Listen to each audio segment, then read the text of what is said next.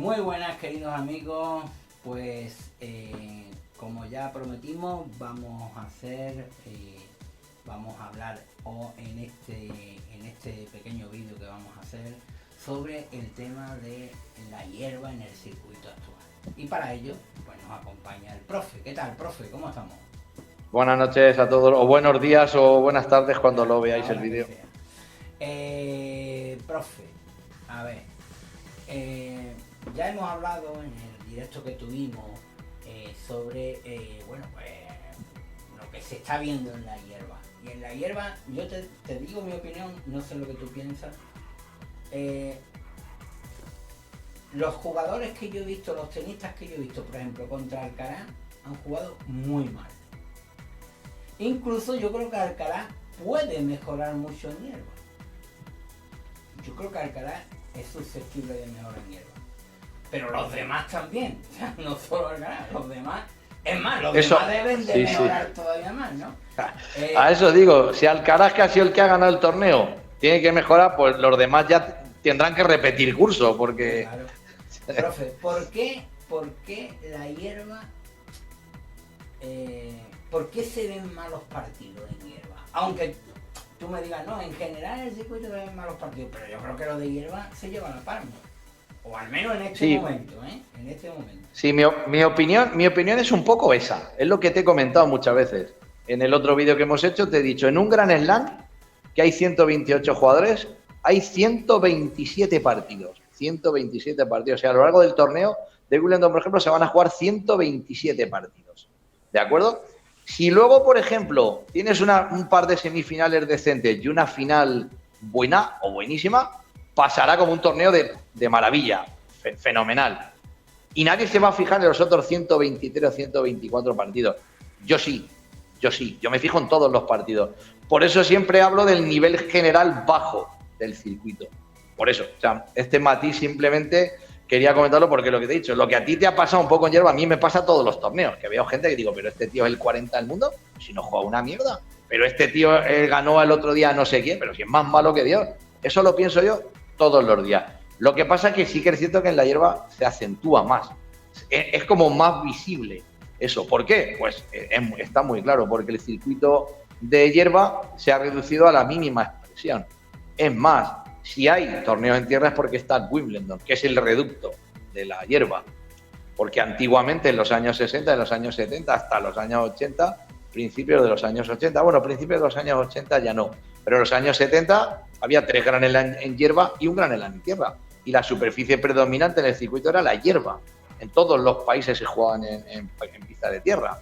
En todos. O sea, no en España y en todos, ¿no? Y era la pista que más se jugaba. Lo que pasa es que luego eso fue dando paso a la implantación, sobre todo de la pista dura, porque la tierra también ha sido una superficie con muchos torneos, y la pista de hierba se ha ido reduciendo y la pista dura ha ido aumentando, ¿no? De tal manera que primero fue el Open de Estados Unidos el que dejó de jugarse en hierba, con lo que todos los torneos que se hacían alrededor del Open de Estados Unidos en hierba dejaron de tener sentido. Después pasó exactamente lo mismo en el Open de Australia, con lo que todos los torneos previos que se hacían ahí, el Sydney, Melbourne, todo esto, antes eran en hierba, dejaron de tener sentido hacerlo en hierba, pasaron también a hierba, y yo creo que es lo que acabará pasando en Wimbledon. Lo que pasa es que los ingleses son muy cabezones y muy tradicionales, pero no descartaría que Wimbledon en un momento dado desapareciera la superficie de hierba y empezaran a hacer tierra, o sea, en dura.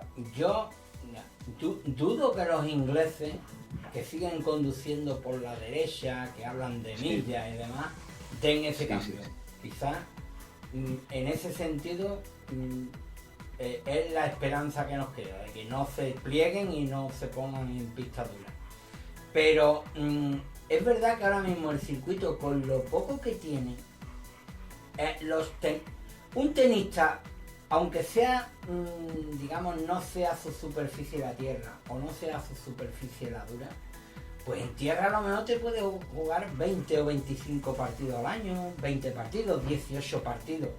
En dura te vas a jugar todos los que quieras más. Pero es que en hierba un tenista, no un top, sino un tipo que te pase 2 rondas, que solo hay mucho, ¿Cuántos partidos juegan en el año? ¿4 partidos, profe? No, pues, no llega a eso. Los jugadores normales del montón, como se suele decir, sin que suene claro, sin que suene despectivo, te juegan dos, tres partidos al año en hierba.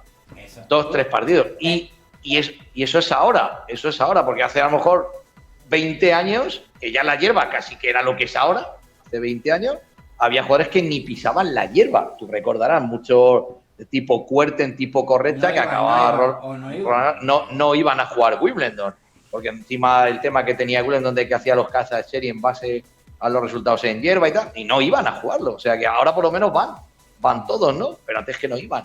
Entonces, ¿qué pasa? Que al final no se juega, no se juega en hierba. Si un tenista te juega 3-4 partidos al año en hierba, no puede alcanzar el nivel de las otras superficies. Es que no puede, porque no tiene práctica suficiente. Habrá algunos que son cracks como Djokovic o yo que sé, o Kyrgios o tal, que sí, que te hagan un torneazo porque tienen unas condiciones que casi ni necesitan entrenar, pero el resto de tenistas no van a tener oportunidad de jugar bien en hierba, nunca. Por mucho que siga Wimbledon. Sí. Entonces, yo creo que la solución, más que quitar, sería ampliar la hierba, profe. Sería ampliar. Sí, pero eso es complicado. El otro día... Profe, 2 meses. Sí. Yo no te digo que le pongan 4 meses. Digo que en vez de dejarlo en un mes, hacer 2 meses, meter ahí en medio, yo qué sé, si Master 1000, o no lo sé, a lo mejor un Master 1000 que no... O de alguna manera ampliar ese calendario. Es que si no, va en contra del espectáculo. En contra. Lo comentó Joaquín el otro día. O sea, el mantenimiento de las pistas de césped es carísimo. Es carísimo, es complicadísimo. Pero, profe, en un mundo del ATP donde los millones chorrean, creo que es cuestión de voluntad y de economía. Y ahí sobra el dinero, creo yo. O sea, si ellos quisieran ampliar el calendario de hierba, lo ampliaban. Ahora, claro, pero mejor económicamente, por historias de estas, de tener que hacer otro tipo de... tener que invertir en instalaciones y demás, pues a lo mejor dicen, en vez de 1.000 millones de beneficios vamos a tener 950. Pues no vamos a tener pero 950. Yo creo que no, ese tema no está para nada en los planes de los dirigentes de la ATP. Ya. Los dirigentes de la ATP, con lo que hay sobra, en realidad son 6 semanas. 6 semanas lo que se juega en hierba. Pero ahí están metiendo tú la de después de Wimbledon. Exacto, a eso voy. Son 6 semanas. ¿Tú sabes cómo le decían a los minutos de la NBA que ya estaba el partido ganado? Sí, los minutos de la basura, Eso es los torneos de la basura. Con todo el respeto para el torneo y para los jugadores. Sí, no, es cierto, pero bueno, pon una semana más que hay un torneo, ¿no? Sí. O sea, que cogiendo toda la hierba estás hablando de 6 semanas. Antes había hierba prácticamente todo el año. Entonces, el que quería jugar en hierba, aunque fueran Challenger y tal, podía jugar en hierba todo el año prácticamente. ¿Qué es lo que pasa además? Que como la superficie de la hierba es tan minoritaria, los jugadores ni siquiera se la preparan. Prácticamente todos los grandes jugadores que trabajan en sus academias, en las academias que tienen pistas de tierra y pistas duras para entrenar y preparar torneos allí. Pero hierba no tiene nadie prácticamente, ¿me entiendes? Entonces tampoco tienen sitio para preparar esos torneos. Entonces la única manera de preparar es irse a esos torneos que hay antes de Wimbledon y jugar allí y entrenar allí, pero claro, eso son 4 días, ¿me entiendes? O sea que al final la hierba va desapareciendo cada vez menos, y no me extrañaría que en un momento dado, pues lo que yo te he dicho, si Wimbledon a lo mejor no da el paso, que estos tipos de torneos, Eastbourne, este holandés de San Hosterborg, alguno de estos acabe desapareciendo, porque son torneos además que tú ves las gradas los primeros días y están vacíos. Pero bueno, fíjate que Mallorca ha sacado no hace mucho un torneo ATP de ella. Sí. O sea, lo ha creado. Una necesita ahí de esperanza también, es decir, que amplíen un poco la de esto. Y luego eso de que esté tan seguido de Roland Garros, esa es otra historia, profe. Que usted hizo un artículo en el foro del tenis hablando de esos temas, de una distribución un poco temporal, más lógica. Pues claro, me pones concentrado ahí, Roland Garros y Wimbledon. Y luego resulta que Australia es a principios de año. Y luego el Open de Estados Unidos es en septiembre o en agosto, ya no me acuerdo. Y luego hay Sí, 3 sí. o 4 meses por ahí, bueno, pues vamos a poner un poco las temporadas más organizadas, ¿no?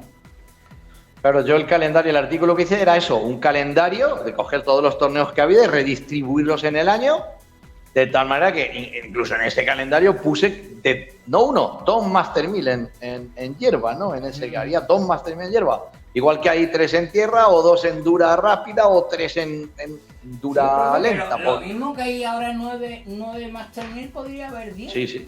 Podría haber 10, claro. No hay que, Sí, ni sí. siquiera que quitarle a la dura ninguno. No, además además en ese calendario incluso tenía los jugadores más vacaciones sin quitar ningún torneo, simplemente redistribuyéndolos mejor y que cada torneo tuviera su objetivo, porque es lo que te ha dicho el torneo, creo que es en Newport, el torneo que se juega después de Wimbledon, pues ¿quién va allí a jugar? Pues 4 que se han perdido, que no saben lo que hacer esa semana, ¿no? Claro, porque después de Newport, o sea, no van claro, para allá, después de uno, yo creo que los torneos que se juegan deberían de acabar en un Grand Slam. Por ejemplo, una de las cosas que yo hacía en ese calendario era el Open de Australia atrasarlo y los Master 1000 de Indian Wells y Miami adelantarlos, de tal manera que se jugaran antes que el Open de Australia. Porque además es curioso, el Open de Australia se juega en enero, desde enero hasta que se juega Roland Garros, que es en mayo, pasan 5 meses.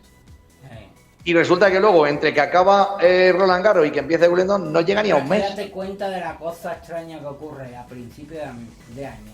Se juega Australia.